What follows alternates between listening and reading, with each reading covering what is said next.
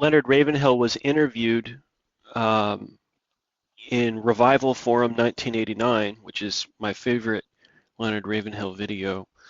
He was interviewed by a guy who said, what are we supposed to say to people like Baptist dispensationalists, for example, who say that, the world's just going to keep getting worse and worse as we march on towards the end times because the Antichrist is just around the corner and we're all going to get raptured out of here. So why even try to bring about revivals? Why even pray for revivals? Because the world's just going to get worse and worse. Extreme passivity sets in.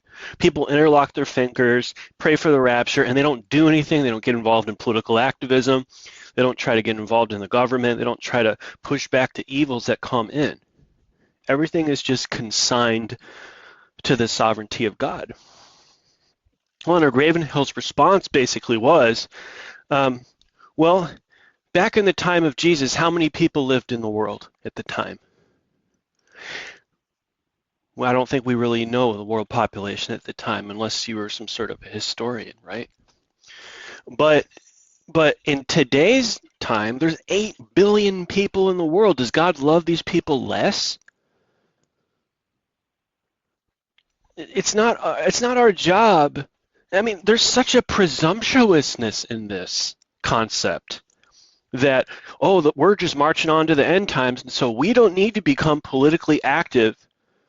We don't need to push back against Muslim invasion because it's all part of God's end time plan to bring about the Muslim Mahdi, aka the Antichrist, and so that we can finally get finished with this whole thing. That is presumption. Presumptuous foolishness. And it'll get your families killed because you were being irresponsible. And you had an irresponsible, presumptuous end times belief. Nobody knows the day or the hour.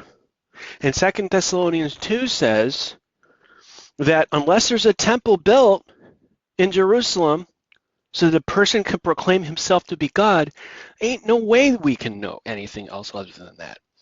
So for people to proclaim Donald Trump the Antichrist because he's making peace with people in the Middle East, no. Jesus says, blessed are the peacemakers, for they're the sons of God, okay? So we're supposed to occupy until he comes, okay? So if we have very serious military national security threats in America, it is our Christian responsibility to respond to these things and stop bringing all this end-time eschatology, sovereignty of God stuff into it, and you don't do anything about it. It's presumptuousness, it's foolishness, it's irresponsible, and email the White House with your political concerns and pray for God to help.